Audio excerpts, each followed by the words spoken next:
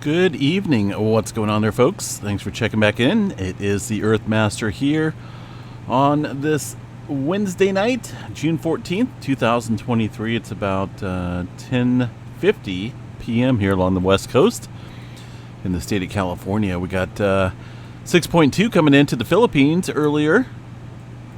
This earthquake coming in earlier this evening. Looks like they've updated the depth here for this earthquake. Was relatively shallow. Looks like that has been adjusted accordingly. 112 kilometers below the surface there, just outside of Manila. I don't believe this was a large event that was felt at the surface. Looks like a few folks did report feeling some light shaking up there around the Manila region, but luckily that was a fairly deep earthquake and centered away from the area. Still watching a pretty good swarm of movement here across the Kermadec Trench. This area has been popping earthquakes left and right. Let's see what we got here for a total tally over the last 7 days. Definitely been looking at pretty good amount of earthquake activity. Shows 12 on here, with the largest so far looks to be a 5.4 or 5.5, excuse me, earlier today. So activity continuing in that region. Still watching New Zealand as well. I'm not for sure if they've seen activity since then. Let's see here. Looks like the 4-pointer is pretty deep 4-pointer coming into the area of the North Island. It looks like off west coast of the South Island area. Okay, 444 kilometers deep. Now, is that a legit earthquake? I don't know. That's a little odd one there. Pretty deep. If that's the case here, of course the plate boundary kind of comes across here. There is the subduction zone that sits down here, the Hikurangi subduction zone. Not for sure how far it goes underneath this area, but that would make sense with the deeper movement quake activity taking place in that region. Let me see here. Let me bring up the GeoNet servers here real quick and see what we have going on. Make sure I turn off the bells, which I did. 2.8. Of course, that 4-pointer, they're probably not going to feel it well deep into the area, but I do want to see what the GeoNet servers are chatting about as far as that earthquake goes. There's a 4.3 Kermadec Trench area, it looks like 2 hours ago, 3.2. Let's see here. 5.1 4 hours ago. Now, where's that? Where is that super deep earthquake that we were looking at? I'm not seeing it up here. Let me go back here and take a look. Depth 5 kilometers, 16, 33, 5, 138. That's a deleted event. So, uncertain on if that was actually a legit earthquake or not. I'm really not seeing that earthquake that they said was super deep here.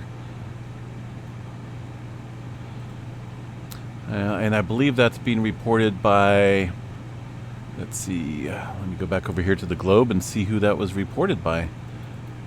4-pointer by the GeoNet servers, but maybe again it got deleted. I don't know. It's just a little odd. Again, on the map, it shows where that deep earthquake struck. Just off the tip here of the South Island, north side of the South Island area near Tasman. So yeah, just kind of little odd. Not really seeing it up here on the map either, as far as all the events go. I mean, this is about the closest one, but that was a 2.5, 0307. 0307. So yeah, hard to say. All right, well, let's look at the earthquake drums here and see what we have across New Zealand. Looks like a little bit of activity there around the Kermadec Trench once again. This here is the Kermadec Islands seismograph station, showing at least 3 5-pointers there throughout the course of the last 13 hours. Looking down south into the North Island area. Let's see here. Looks like there was a maybe about 12 hours ago, somewhat of a moderate-sized quake is what I'm guessing. A little bit of activity here. See these two earthquakes. Those are not along the Kermadec Trench. These are more centered around the Hawke's Bay area, it looks like. And those earthquakes there are... Let's see what we got. I'm sure they were felt. Looks like potentially 3.3 maybe?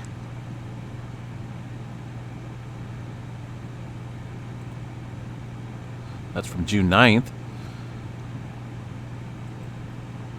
Interesting. That would make sense about 12 hours ago, so that's got to be that that three-pointer. All right, we'll go ahead and move on. That's going to be this earthquake right here, it looks like. But there was a secondary one. All right, moving on here. We'll continue to watch New Zealand because that is in a zone that needs to have some catching up to do as far as earthquake movement goes. Over here, south of the Philippines, haven't really seen any further adjustment. We did see some activity up into China with a 4.3, well away from this this earthquake earlier. See what the globe here is stating. Now, I don't know why there's two earthquakes shown up here on the map, because there was not two earthquakes, but it looks like the GeoNet servers has not updated the difference in the depth. Magnitude is still the same, but you can see on the globe here there's two rings from that large earthquake there around the Philippines, one at the surface and one deeper. The shallower one is probably going to be the EMSC model, and they just haven't updated it yet. 4.3 into China. Not a whole lot going on across the Java Trench. Getting a little bit of back building here along the eastern edge here of the Philippine plate. That's going to be the segment right here. Nothing showing up here from the USGS, and I'm not for sure why, but that looks like a 4.8, fairly recent. There around the Mariana Islands, south of the Mariana Islands, 10 kilometers deep. Source parameter is provided by the folks there in Germany. Further up along the line here, the Pacific Ring of Fire, northwestern edge. Some older movement quakes here, it looks like, from earlier. There's a super deep earthquake into the Kuril-Kamchatka Trench. This is going to be this 4.2 from about noon today, 188 kilometers deep. And, of course, around the Aleutian Trench, some further movement over here around the Rat Islands, 4.1 early this morning, and most of the activity up here across the Alaska region, all small microquake movement with a little bit of activity across Anchorage, but again, for the most part, smaller movement taking place here. Hard to believe there's nothing going on here across the Pacific Northwest. That's been awfully strange here. Every night we do the update, they're not showing anything. This is the last 7 days of all magnitudes here across Washington and Oregon. I just find that really, really odd. So not for sure what's going on up there. Let me check out the tremor map here tonight. Cascadia tremor from the pnsn.org network, and it shows 0 epicenters. Let's check out Mount Hood and see what we have. Nothing being reported for the earthquakes, but again, I like to check these seismograph stations myself to see if anything's going on. I think we all should just, take a glance at these occasionally. Not for sure what those are. They really don't look like earthquakes. With some type of interference. That right there might be an earthquake, very small one. It's hard to say with these others out here, but it doesn't look like there's a lot of activity up there across the Mount Hood region. I just like to check these seismograph stations on occasion here just to see if there's anything not being reported to us. Image not found. Well, that's not being reported from today or yesterday. Let me check up here on the northern section here near Vault. Image not found. Again, what's going on? All right, so a little odd. Somebody might want to go up there and check those out because it looks like a whole bunch of them are not working. South Ridge, there we go. We got one working here. Uncertain as to what that is. Doesn't look like earthquake activity. I don't know how much snow's up there across the Mount St. Helens area, but I don't know if they're still getting any type of rock falls or snow melting going on. Haven't looked at the weather up there lately, but some of these look like maybe some small earthquakes here, these well-defined spikes, but that's on the northern, I believe this was on the northern edge, right? No, actually the southern flank here. So we'll just continue to watch that. Does look pretty quiet up there. Northern California as well. Unfortunately, I can't get any of my plate boundary stations keyed up here. I'm talking about Petrolia or Dinsmore area of Northern California. None of these stations are working up here. Normally I'll keep it a live seismograph station here for the live stream, and I cannot access it. I find that a little odd. Further down south into the bay, the creeping segment here of the San Andreas Fault, latest of 1.6. And further down the line, very small microquake activity. Just seems like we're entering into a quiet zone here across the entire west coast. Notice that? Nothing above 2.5 here in the last day. And even 7 days, the last 2.5 and above is, well, somewhat minimal. 4.5 and above, nothing going on here across the west coast. If we look at the last 30 days of 4.5 and above, we did see one earthquake here at the Gorda Escarpment area at the southern end of the Gorda Plate, and one 4.5 here in the geysers of Northern California, which are hydrothermal plants out there. But overall, generally quiet. I find that awfully strange. Same for the rest of the states. Not a whole lot going on out there. The Caribbean Plate, stuck in the middle, so to speak, out here between two massive plates. Fairly quiet for the most part. A couple smaller microquakes around the Puerto Rico area. South America region as well, getting in on some movement, it looks like, earlier today with a 4.1, the largest here, off the coast of Peru.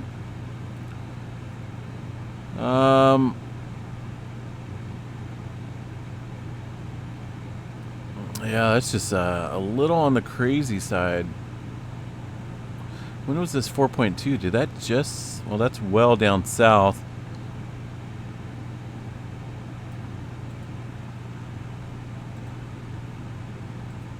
Let me go back over here. I'm just going to switch back over to the GeoNet servers here. See what's going on.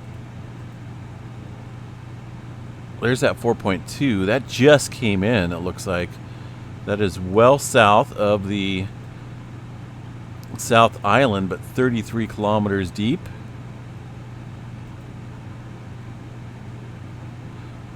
Of course, it's June 15th. 5:47. Is that PM? Yeah, I guess it is, right? 5:47 in the late afternoon over there in New Zealand. 4.2, goodness. So that's a little slight uptick here. Kind of, hopefully I'm not speaking things into existence with earthquake activity, but it's bound to catch up. As far as movement goes, we'll definitely keep the New Zealand area on the map.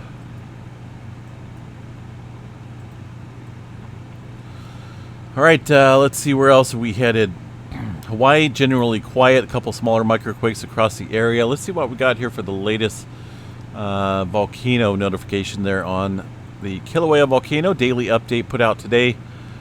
Kilauea volcano is currently erupting. Eruptive activity confined to the crater within the summit caldera at Kilauea.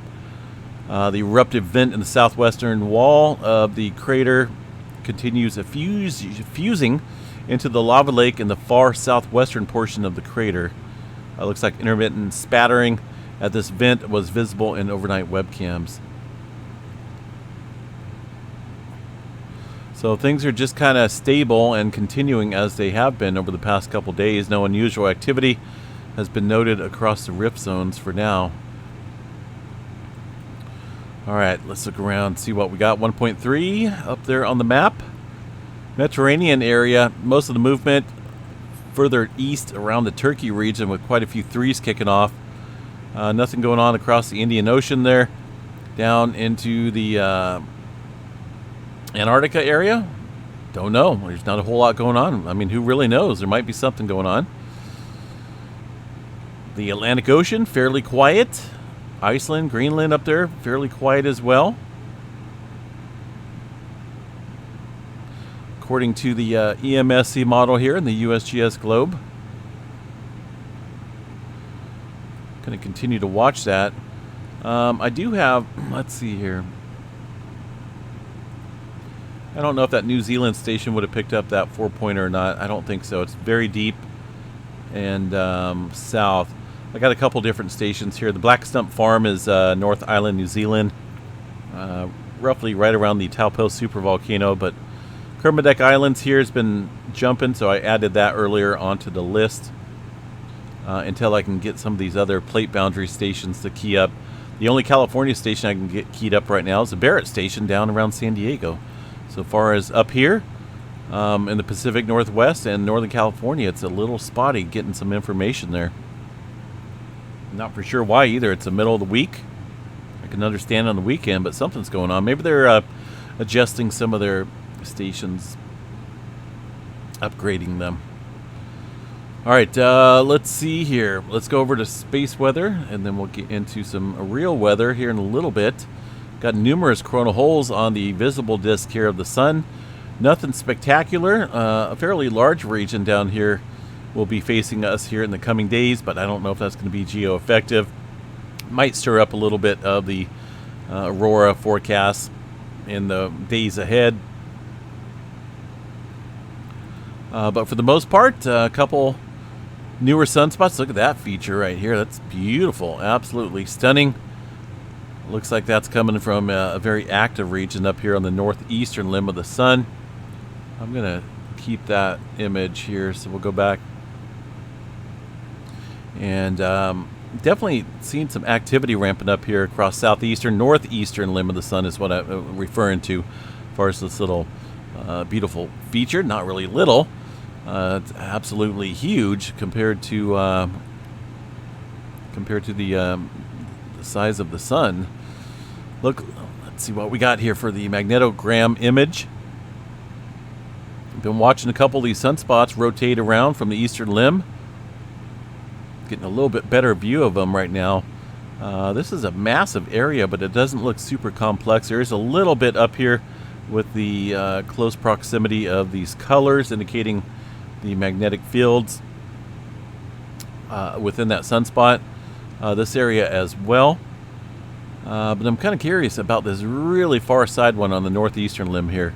That's the one that's throwing out that arm of plasma, it looks like. So we'll have to watch that. Looks like it's trying to flare a little bit as well. I mean, we got to get more active than what we're seeing, right? Because we're coming up, right? We're definitely coming up into solar maximum here in 2025. We got to, I mean, we're ahead of schedule as far as the predictive number goes, but I don't know. It just seems like a really lull in activity here recently. I'm sure that will kick back up. Just a matter of time. So for the most part, 99% chance for a C flare, M flare at 15, X around 5% chance. Very low on the proton event for now. We'll get a better look at these sunspot regions here tomorrow, hopefully. No major aurora forecasts here for the next couple nights. Things are going to be very minimal and stable at the higher latitudes there. Storm Prediction Center had quite the craziness going on today with severe weather across portions of Dallas-Fort Worth area and over around the south. Tomorrow, this is a little odd. Most of the time when we see severe weather kick up, we'll see it shift to the east. But this time, tomorrow, this is going to be tomorrow's forecast, the activity shifts back west into Oklahoma with a moderate risk for severe weather tomorrow. That includes, if I was out there, I would definitely be chasing this. A 10% chance of tornadoes out there around the Woodward, Oklahoma area. I've been out there a few times. And also some very large hail and some damaging wind gusts out there across a good portion of Oklahoma tomorrow. I'm sure these guys want some more rain, but I don't know if they want the damaging weather that could come along with it tomorrow. So if you're out there, tomorrow is a weather-aware day. It's going to be Thursday. A lot of people, I'm sure, working, but need to definitely pay attention to what's going on in the weather. Hailstones greater than 2 inches in diameter. Wind gusts above 70 knots will be likely along the more intense parts of a fast-moving line of storms. So heads up. Sounds kind of crazy. Looks like by midday, a narrow corridor of maximized low-level moisture is forecast from the northwest. I'm not going to go into all of this here. There's a lot, but either way, you just need to know that tomorrow could be a bad day for weather, so just a heads up. And also, it looks like maybe coming up here in the future, day 5, I've seen another one. Okay, day 4 and day 5. It's going to be Saturday and Sunday. They're on the 16th or 17th and the 18th. Looks like we could have some severe weather kicking up there. If they're already forecasting at least a 15% chance for severe weather, that's going to be it's going to be a day. Also, day 4. It looks like. Oh, that's day 4 to. Yeah, right. I just said day 4. It's been a long day. It's been a little time out in the pool today, so it's about 90. I think it hit about 90. Tomorrow's supposed to be about 97. Which is going to be a little hot, and then close to 100 on Friday. So one thing I like to look at here are weather patterns as far as long-term possibilities go. And I do like to use this model right here. It's the geopotential height anomaly. This is low pressure out here in the blue. The darker it is, the deeper the trough is, the blue, low pressure. And of course, the orange is going to spell dry, hot weather with ridging. And I'm liking this. Look at this deep area of low pressure right around Monday, it looks like. Monday, June 19th. Got some very cold air dropping down out of the north. I'm sure this will stir up some potential thunderstorms as well, but that's a very impressive trough here for middle of June. It could spell, some thunderstorm activity around that time. And that seems to last for a day or so.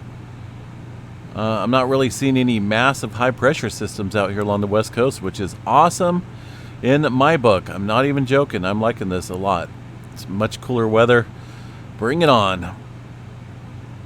And as far as anything major going on, it looks like for the most part, high pressure wants to remain up there into Canada. It just cooking these folks. It looks like it just wants to hang up out there.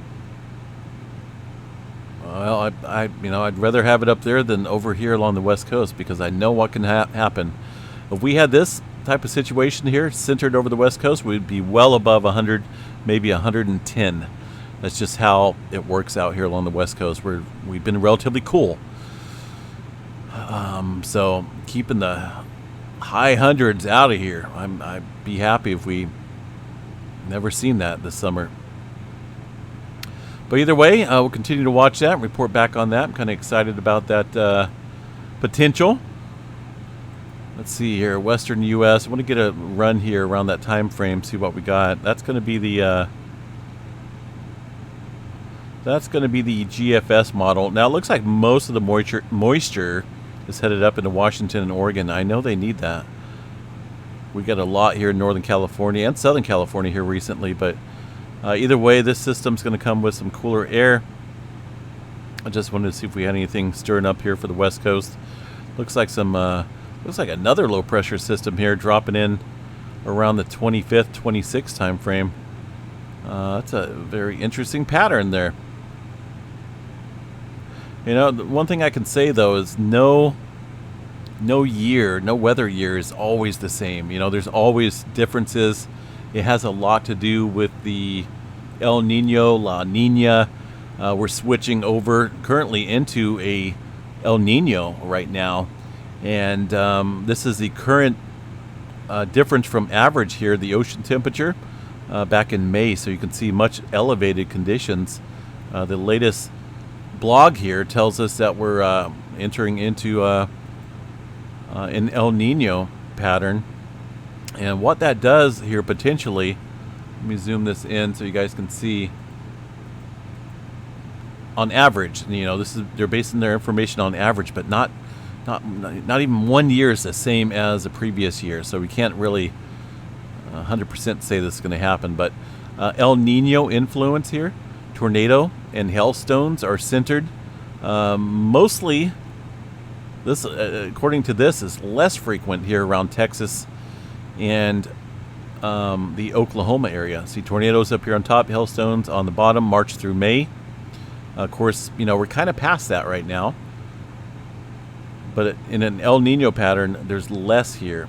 In La Nina, which is what we just got out of for the past 3 years, shows more frequent across this area. But this is, I can't really say it's been 100% accurate, because it seems like the tornadoes have been avoiding Oklahoma, have been hitting down south here. So again, this is, their average. Scientists look at data in years past, and who knows? I mean, we just it changes all the time, obviously all the time, and no single year is going to be the same. No El Nino year is going to be the same as previous El Nino. So we'll just see what happens, right? Just got to go with the flow of the pattern, so to speak. I know there's some changes going on out there, definitely with the weather and the ocean currents and whatnot. And that does have a part in stirring up different weather patterns that may not be normal to us. 4.8, New Caledonia region coming in. This is the area that's seen a 7-pointer. A couple 7s here. I think it's been over a month now, but they've still been having some aftershock activity. So a little bit of adjustment going on there. Still got that 4.2, which has been updated to a shallower earthquake. Well, I guess that was right. 4.2, about 33 kilometers deep. All right, folks. Tomorrow is our member drawing, and I've seen looks like a few folks decided to sign up for this channel by becoming a member. Welcome all the new members, and of course welcome to the current members out here that have been with this channel for a while and over a year. As far as the membership opportunity goes, along with membership drawings each month, by the way, which includes a $50 Visa MasterCard if you're chosen, or a Earthmaster t-shirt, or a geology mining kit, and it's a pretty fancy geology mining kit. So along with that, to get extra videos, extra perks, extra posts, stuff that we do kind of, more like non-earthquake or weather-related stuff. A lot of times we'll just show garden stuff, or just what we're doing out here on the Earthmaster ranch, so to speak. Not really a ranch, but yeah, just here on the home front. So we provide that opportunity there for some of the viewers that wish to join the channel. Not everyone has to. There's definitely no arm pulling in this type of deal. It's at your own choosing. But tomorrow is our drawing, Thursday, and I think I said I was going to do it at about 3 p.m. So 3 p.m. we'll get that done, and pick out 2 winners. We're going to do the 2-winner drawing here. Just kind of something different, a little bit new, right?